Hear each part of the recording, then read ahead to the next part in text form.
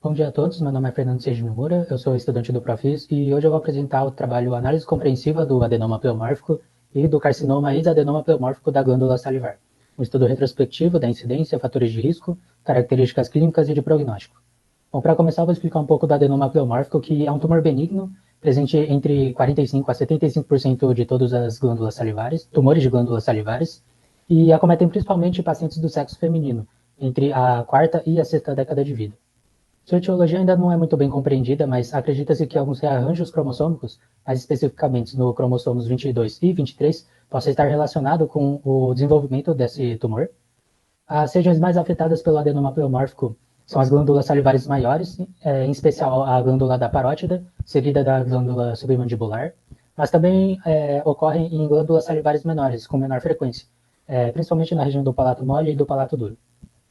O carcinoma exadenoma pleomórfico é a transformação maligna do adenoma pleomórfico e ele ocorre através de distúrbios metabólicos ou uma mudança no microambiente tumoral do adenoma pleomórfico ou uma instabilidade genômica, e isso faz com que essa transformação maligna possa ocorrer. Existem alguns fatores de risco, como uma tumoração de adenoma pleomórfico grande, ou o paciente ter uma idade mais avançada, ou um histórico de tabagismo igual ou superior a 10 anos.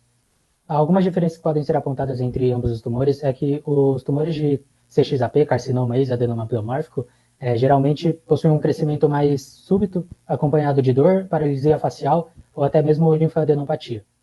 Assim como o adenoma pleomórfico, o CXAP ele também acomete mais o sexo feminino, porém com uma faixa etária um pouco mais avançada. E esse tumor é relativamente raro, já que sua incidência é de 5,6 casos para cada 100 mil casos de neoplasias malignas.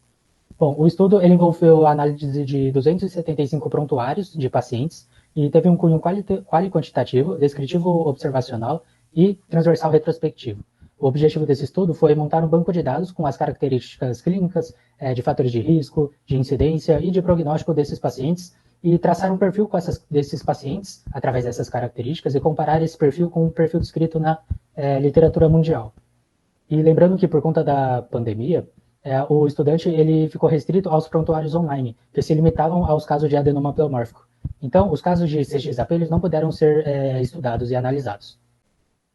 Os resultados da incidência e das características clínicas do adenoma pleomórfico realmente condiziam com a literatura mundial. A maior parte dos pacientes eram do sexo feminino entre a terceira e a sexta década de vida. E as glândulas salivares mais acometidas pelo tumor foram a glândula da parótida, seguida da glândula submandibular, do palato mole e do palato duro.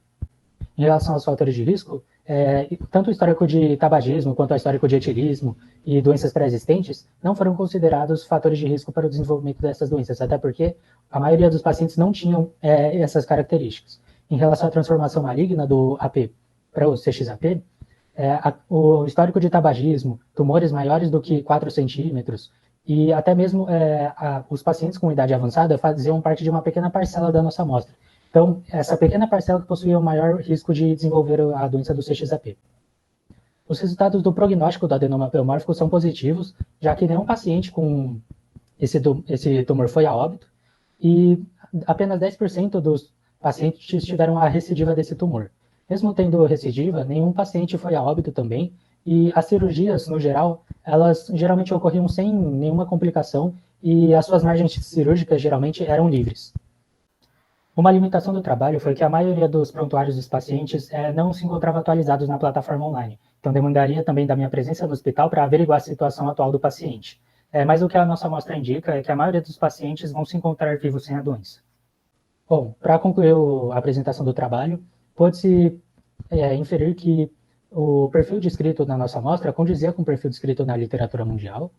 O prognóstico do adenoma pleomórfico é benéfico e não foi computada nenhuma morte pelo tumor, e o prognóstico ele não foi encontrado nenhuma característica relevante para que se possa inferir que tenha uma interferência no desenvolvimento do adenoma pleomórfico.